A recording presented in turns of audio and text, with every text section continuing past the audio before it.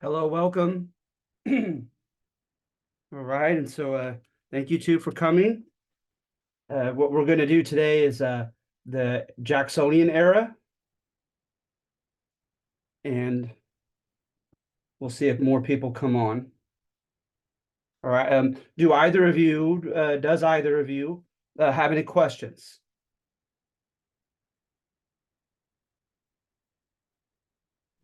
I'm good, thank you. Okay, no problem. Oh yeah, I'm good too. All right, thank you for letting me know. Um, so yeah, I'll just get right into it if you don't mind. But with this one, right, it's it's very bittersweet. Uh, a lot of bitter on number one, right? As you could tell from my title, democracy. Be careful what you wish for. All right. Is see, the Greeks, like Aristotle and Plato, and the Romans as well, is they had a firm belief that the freer and more participatory a government is, the more it's reliant upon the virtue of its citizens. That you can mess a good thing like democracy up very easily. Okay. And so, of course, they did not turn this into a democracy. At this time, there still was no direct election of senators. There was still the Electoral College for voting for the president. Supreme Court justices were still handpicked and for life. So we remained a republic, right?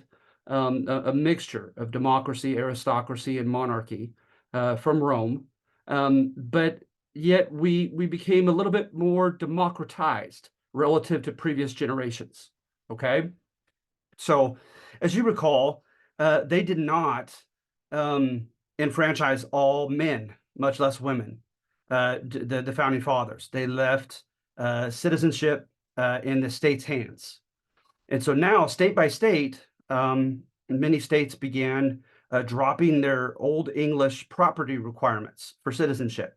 So now you can be a renter and not be a landowner and participate in government and be a practicing citizen. And the previous generation before them, I just feel badly, to be honest, when I look at John Adams, and you saw from the early Republic handout that McCullough's sympathetic view of him, that he was just too honest for his own good, and he alienated the left and the right, and therefore was not reelected. His son, Quincy Adams, was unfortunate because he was so enlightened in many ways. He was very cosmopolitan, but it backfired on him in the 1820s as there became, when you're getting the right around the 18 teens, you're getting the establishment of the modern states in the West, and much of the demographic there it are poor white people, poor white men. And so what happens is there generates a culture uh, of alleged egalitarianism, right? Where they're tired of the Virginia aristocracy ruling over politics. Because, right, when you had Washington, Adams was Boston, but then you had Jefferson and Madison and Monroe, all of these, grandees from the South, from Virginia. And especially when you had that famous corrupt bargain, that so-called corrupt bargain, at least, when John Quincy Adams ran, received the help of Henry Clay, who was very ambitious to be president someday. And with his help, he was won over in the House when no one got a majority of electoral points between John Quincy Adams and a young Andrew Jackson. And so when the House decided in favor of John Quincy Adams, he quickly made Mr. Clay his Secretary of State. And for multiple occasions before this, the Secretary of State ended up becoming the subsequent president. So it was like he was making Henry Clay president in waiting. And so people called it a corrupt bargain. And Andrew Jackson had more votes, more popular votes, and more electoral points than John Quincy Adams. So it really did end John Quincy Adams' term. And so And Jackson, he was just very lucky. He came from Scots-Irish ancestry, and the Scots-Irish, at one point were considered the scum of Europe. You had North Carolina, I believe, said during the War for Independence, Scots-Irish, keep on moving through, move to present Tennessee and Kentucky because you're not wanted here. And they had this very libertarian, strong strain within them. They didn't trust any type of government over them.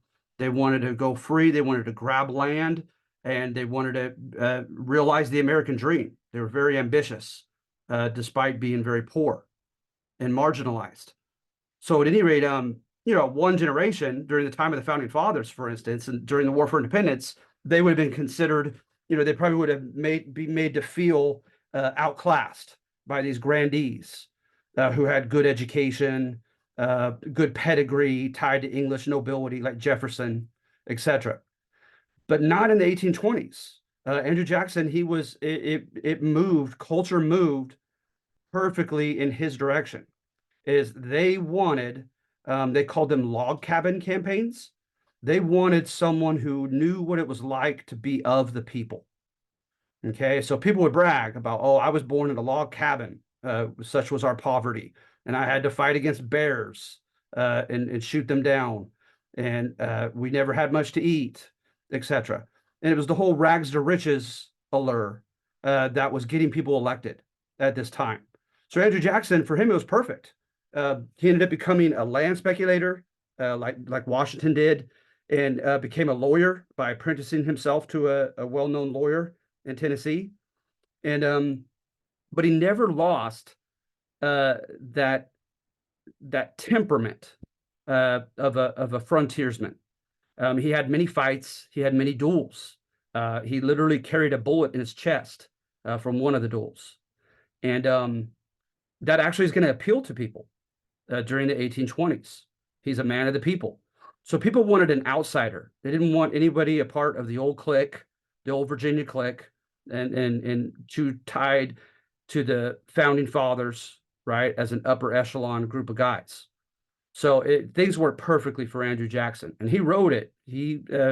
Like how Hofstadter says, that it was like fruit that fell ripely in his hands, this culture.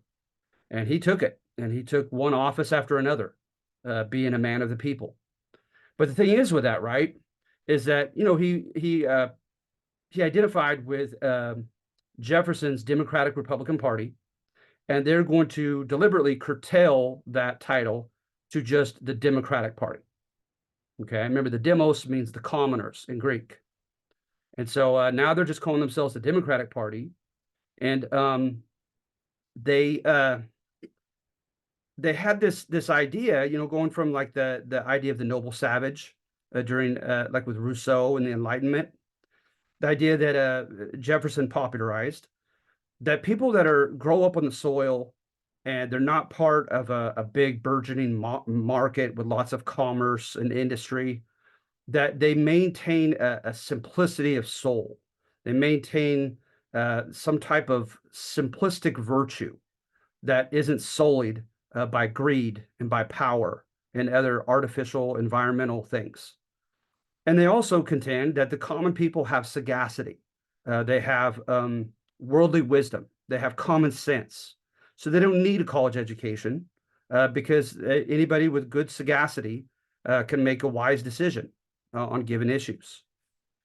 But when the Jacksonians get in control, right, because of those assumptions, because of the change in culture, right, they're going to, to a certain extent, feel beholden to maintain this of the people image.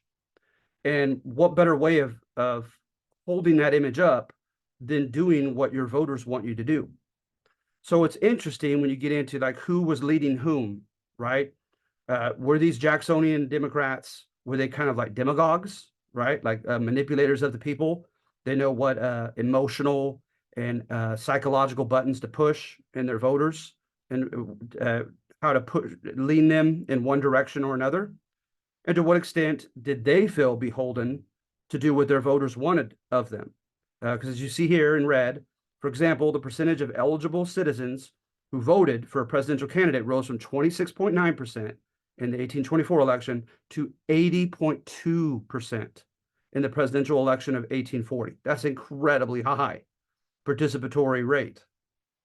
And so they're obviously, to an extent, getting pressured from their voters, right? So Jackson, he oftentimes uses a simple term for what the people want, and he calls it a mandate, right? Like the Spanish word mandato, like a command. And he says, hey, I get mandates from the people. They tell me what they want, and I listen. Because after all, right, the people, the common people, are salt of the earth. They have sagacity, etc., right? But it didn't work out that way. It did not work out that way. Instead, right, the Jacksonian Democrats, they kind of catered to not only the desires of their voters, but to the prejudices. They ran with their and encouraged and ingratiated their prejudices. So one prejudice that was part of this Jacksonian culture was anti-big business and anti-bank, right? So the guy named Nicholas Biddle, who's running this part private, part public bank, he gets attacked by Jackson. And Jackson is contending that it's a mandate from his people. Because Jackson very easily convinced the people, and perhaps really was convinced of it, that the Biddle's bank was very plutocratic. It was very pro-rich and very much just tied to loans only to big, wealthy businessmen, etc., and well-connected politicians, etc. So, claiming he has that mandate, Andrew Jackson orders the demolition of the national bank, right? And then he takes the funds and he puts them in what they call wildcat banks or pet banks throughout the states. And he tries to ensure that now that the loans will be accessible to common people. Okay. Well, they did. I mean, to that extent, I think there is evidence that such a democratizing lending trend did happen. But the problem is a lot of the people didn't pay back their loans. And so a lot of these state banks are going to flop for lack of solvency, people not paying back their loans. But again, that was a mandate given to him, he said, by the people. And then in addition to that, the Native Americans, right? So you have the Cherokee, Choctaw, these other 5 civilized tribes, okay? And in the early 1800s, well before Andrew Jackson really came of age, you had these movements amongst the Native American tribes, these 5 civilized tribes, to see here, to try to gain, to try to imitate the ways of the white man. Okay, so let's see here. See if I can give some examples.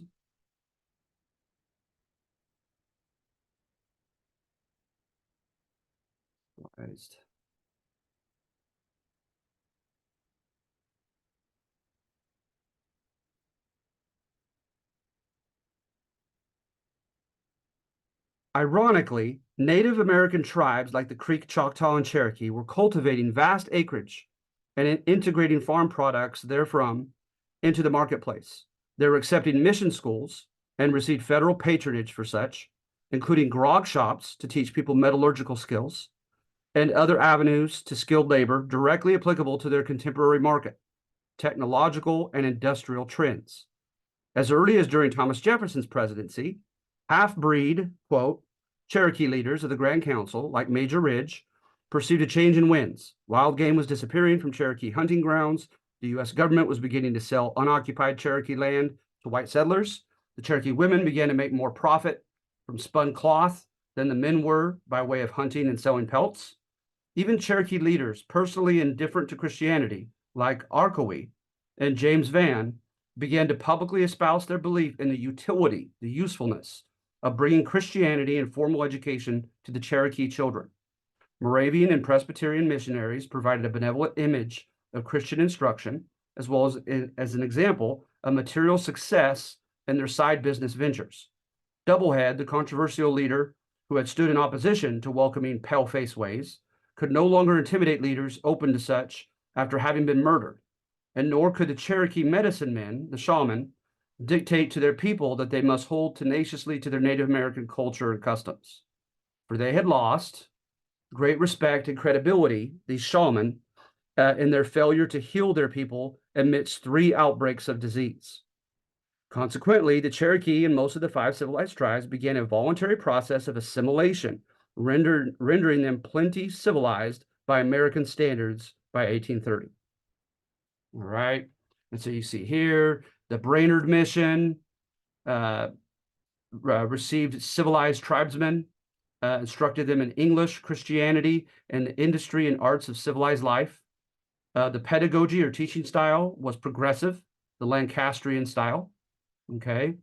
As for industry of civilized life, Chief Charles Hicks boasted of saw and grist mills, cash crop farming, spinning wheels and looms, lumber yards and blacksmith shops, and his Indian nation. Okay. The Cherokee, according to Reverend Jeremiah Everts, are improving more rapidly at present than in any previous times, noting their success as students, cash crop farmers, skilled workers, and employees. He refuted the image of the lazy Indian, contending that proof of their diligence and enterprise could be detected in all the luxury goods they can now afford to buy. Cherokee leader Sequoyah devised a legible Cherokee language, and John Ridge utilized his New England classical education in serving as a political leader and diplomat. Cherokee leader John Ridge, who would attend schools in Connecticut and subsequently marry a well-connected white woman, shared with President Monroe his people's pride in embracing things, quote, American. So how ironic, right?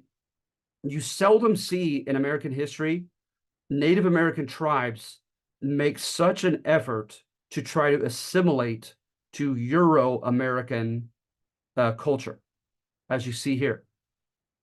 But of course, it wasn't enough. It seems like it could never have been enough. Why? For the simplistic reason, people think, because their land was coveted. Okay?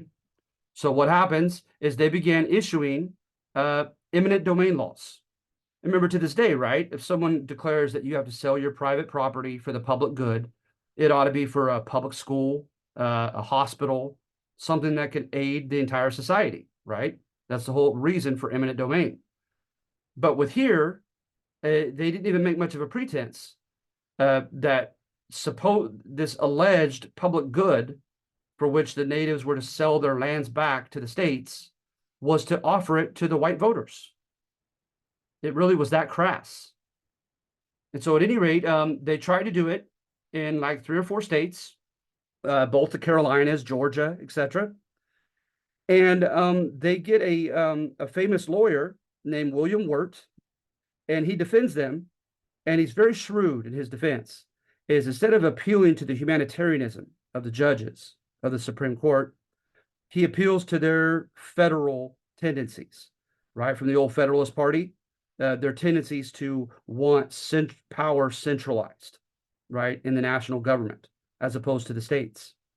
So what he says is this is really about jurisdiction, that a national treaty by the federal government, the Treaty of New Eshota, guaranteed the Cherokee that land. So a mere state can issue an eminent domain law and abrogate that federal treaty. And that was very wise because it worked. The Supreme Court justices were not about to give states the power to do away with federal treaties in the future. So they said no, and they sided with the Cherokee. They said no, by virtue of the federal treaty that granted them that land, they do not have to abide by the state law of eminent domain by selling it. Well, that's where Andrew Jackson steps in, and he defies the Supreme Court. And remember, like Montesquieu and others during the Enlightenment, they say it's pivotal to keep checks and balances within the different branches to prevent any form of tyranny.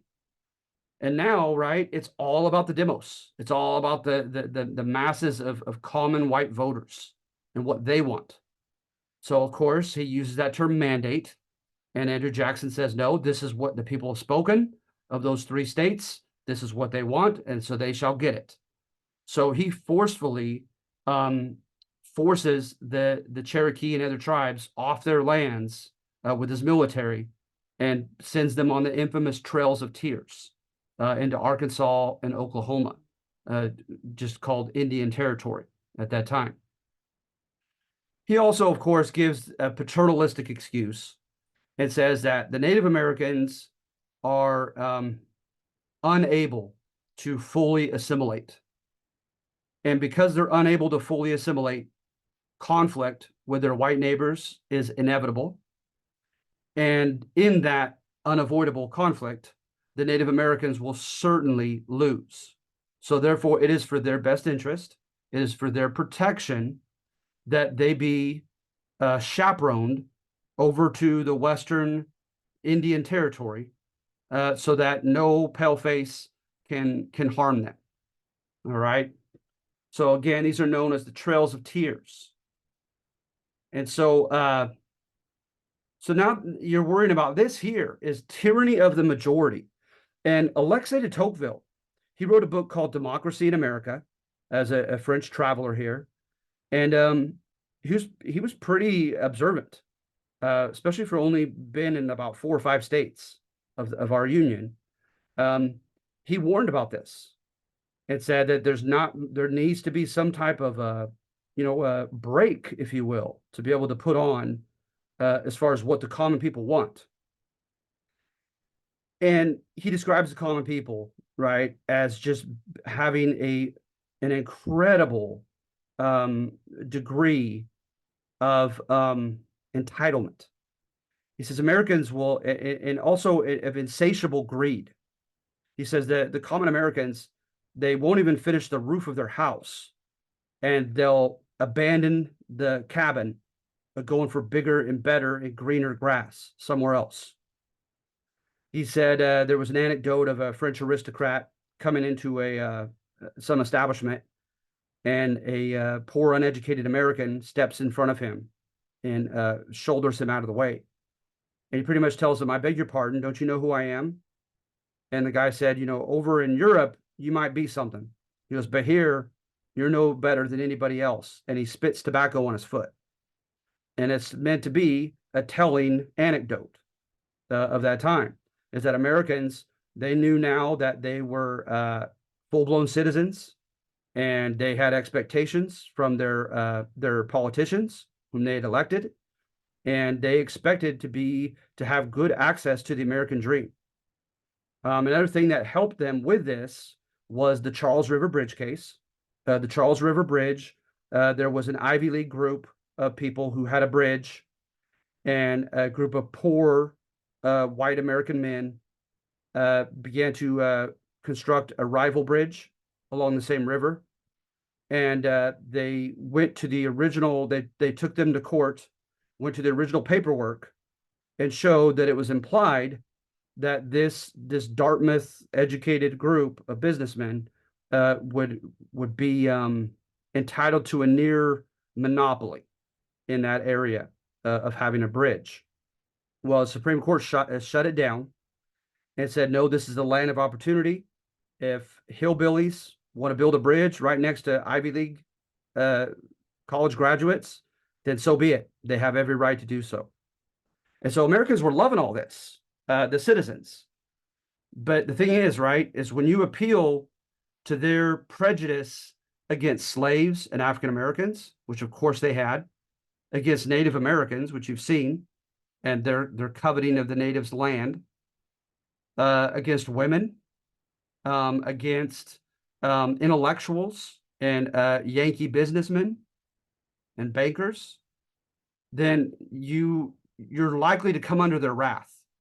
And so remember, when politicians cater to that ugly, dark side of prejudice and bias against certain demographics, they call that populism, right? Populism is the ugly side of democracy, when you appeal to that ugly side of your voters.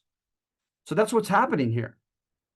So as some say, right, if you allow something even remotely going in the direction of a full-blown democracy, that it could be like two wolves and one lamb voting on what's for dinner. And of course, the two wolves are going to outvote the lamb and opt to eat him. So the minority groups had to really watch out. Like I said, not only demographics that were non-WASP male, but WASP males who they used the negative term back then, who put on airs, who acted like they were better than others. A lot of times it was tied to money or to education. And so at any rate, yeah, so that's why I have it entitled on number one, democratic changes during Andrew Jackson's period. But be careful what you ask for, because there was an ugly side to this. All right. Does either of you have any questions on it?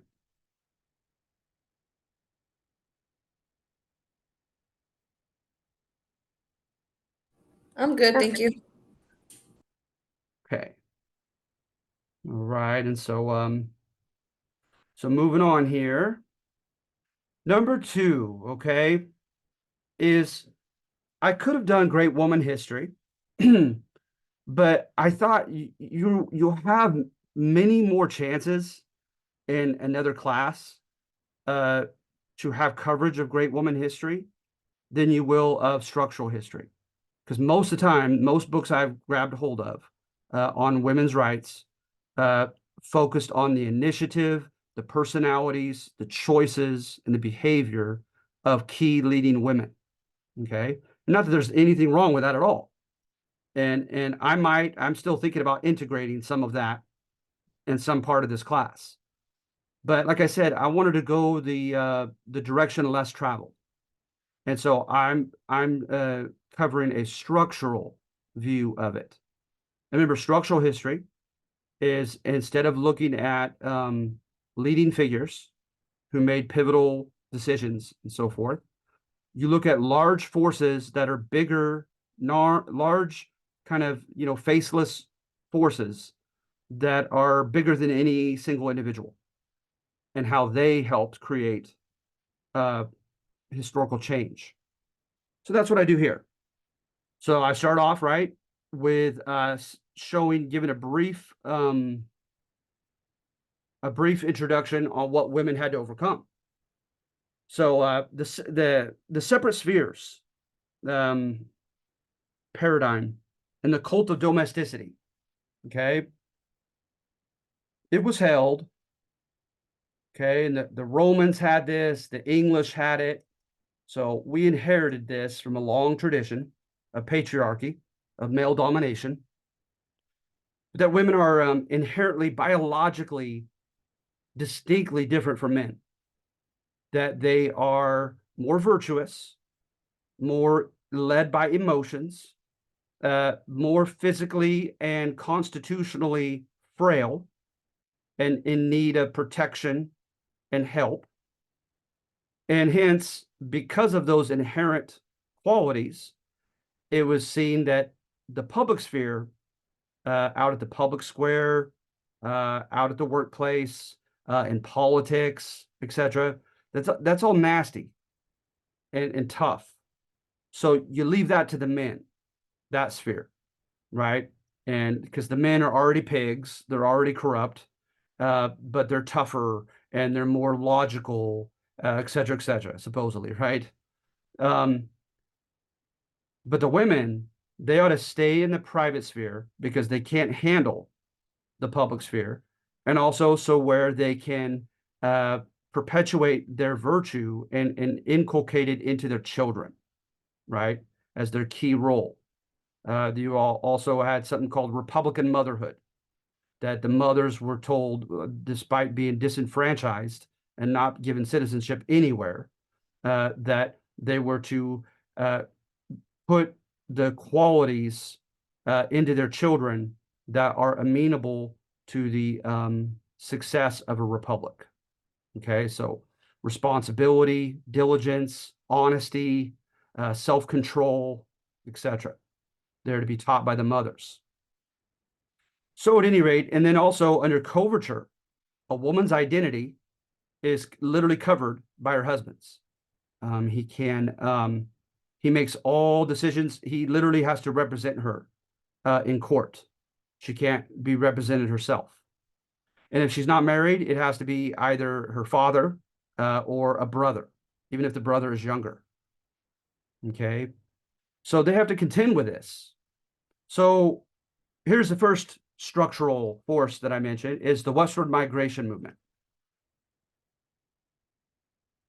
Well, the common narrative is in the short run, a lot of women suffered greatly during westward migration in the 1840s, etc. But good came out of it, says this narrative.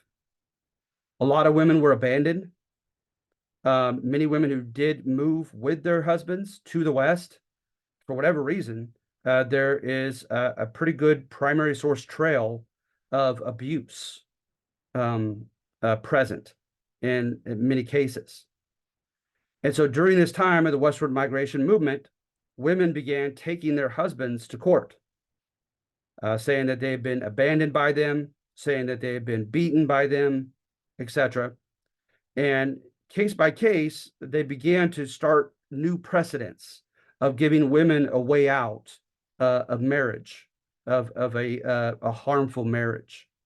Because as you may know, coming from England and Rome as well, right, after Constantine of Rome became a Christian, with Christianity, Jesus had said in case of adultery, a woman may leave her husband, but he pretty much only said that.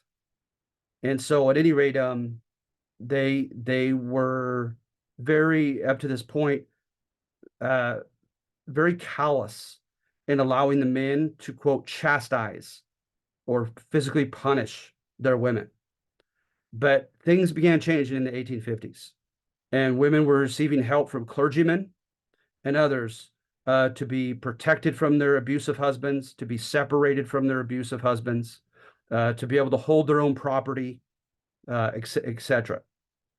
So the westward migration movement supposedly offered, many injustices that brought about new rights and protections and precedents in the courts. All right. And then the first industrial revolution, just like in Lowell, Massachusetts, a lot of those beginning to use steam-powered engines began to want to employ young unmarried women. Because the idea was, right, is if they hadn't been married yet, their breadwinner was supposed to be their father or their brothers, right? And so there was no need, culturally, societally, or legally, to pay them subsistence wages. You didn't have to pay them, enough for them to be able to afford to eat and live, right? Because it was considered that whatever they were making was just extra, in addition to whoever was the caretaker over them. So they were cheap labor, cheap exploitable labor. So a lot of young women ended working in Lowell and other places in these textile mills and other beginning factories. And when they did so, they began to gain a sense of camaraderie with one another. It really just kind of emboldened them and broadened their horizons and so forth. And so you see them began to form labor unions and strike, etc. And so I thought that this was another, nameless or faceless force that helped spur women's rights.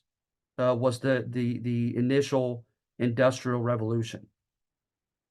All right. And then in addition to that, you have the antebellum reform movements. And we're going to get it more into them pretty soon. But suffice it to say now that changes were going on in the 1820s, namely with this beginnings of this industrial revolution and commercialization and infrastructures being built throughout all the states, joining markets and all that, really changed the world, changing the world for Americans in the antebellum period. Antebellum just means before the war, before the 1861 Civil War. So a lot of reform movements popped up during this time. Like I said, I'll get more in depth when we do these and when we do the antebellum period. But suffice it to say now that many of the reforms were connected to victimization of some sort, that some demographic was being victimized in some way during this early industrial revolution. So when the women formed benevolent societies to try to alter and do away with these injustices, right? They were given kind of a sneaky backdoor entrance into the public sphere. Because remember, they're supposed to stay in the private sphere. So what do you know? You have women giving public speeches, going on, leading parades and different types of symbolic movements of protest. They spoke to legislators of different states. They wrote books and pamphlets, etc. And they led these reforms. But again, when you're helping children from child labor, when you're helping slaves from all the horrible treatment they're incurring on the plantation, you're looking like a typical woman, because women, right, are the soft, emotional, sentimental gender. And so hence it seemed proper. It seemed okay for them to protest in these movements because they were just being the women that they were. And it's, of course, a lot of the women leaders, like Susan B. Anthony, took exception to this and thought it was condescending. But others, like her friend Elizabeth Cady Stanton, said, hey, we'll take what we can get. And so she kind of ran with that separate spheres argument, and kind of Elizabeth Cady Stanton did, and said, oh, yeah, we women will bring a delicate touch to these issues and to politics, right? And so one way or another, it's giving them a dress rehearsal for their future feminist movement.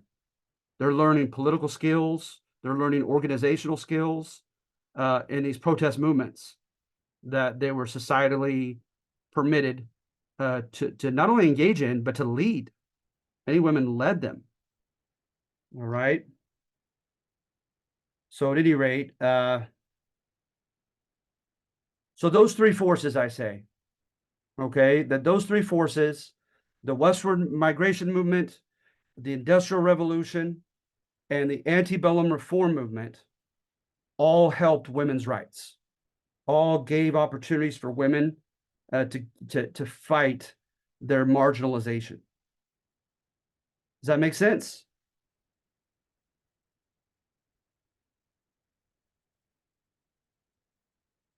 Yes, thank you. Mm-hmm. All right, so I hope you enjoy it.